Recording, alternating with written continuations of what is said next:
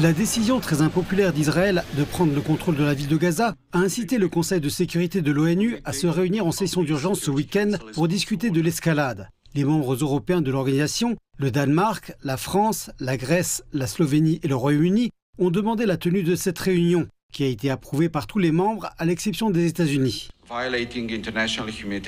Ce plan risque de violer le droit international humanitaire. Nous appelons Israël à revenir de toute urgence sur cette décision et à ne pas la mettre en œuvre. Et nous réaffirmons que toute tentative d'annexion ou d'extension des colonies viole le droit international. Les membres du Conseil appellent d'Israël à revenir sur sa décision et à faciliter l'acheminement d'aide supplémentaire vers la région. La Chine s'oppose fermement à toute tentative d'occupation de Gaza. Récemment, le cabinet de sécurité israélien a approuvé le projet de prise de contrôle de Gaza.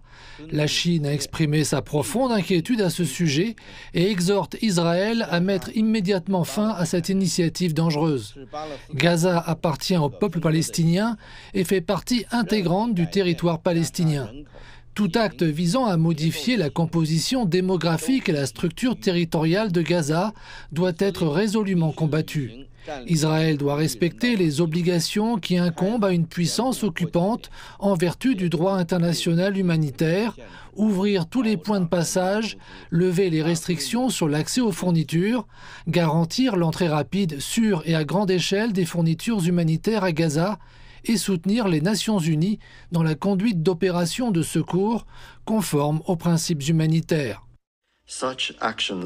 De telles actions constitueraient de nouvelles violations extrêmement graves du droit international qui sont contraires aux principes fondamentaux sur lesquels repose cette organisation et qui contredisent l'avis consultatif de la Cour internationale de justice. Cette escalade ne fera qu'exacerber une crise humanitaire déjà catastrophique. Mais le représentant des États-Unis a qualifié la réunion de contre-productive, affirmant que le Hamas était responsable des pertes humaines à Gaza. L'observateur de la Palestine auprès des Nations Unies était furieux. Nous rejetons toute tentative visant à justifier le massacre commis par Israël contre les Palestiniens. Tous ces enlèvements de milliers de Palestiniens, toute cette politique d'affamement, toute cette politique de déplacement, toute cette politique d'annexion. Le représentant d'Israël a riposté avec force.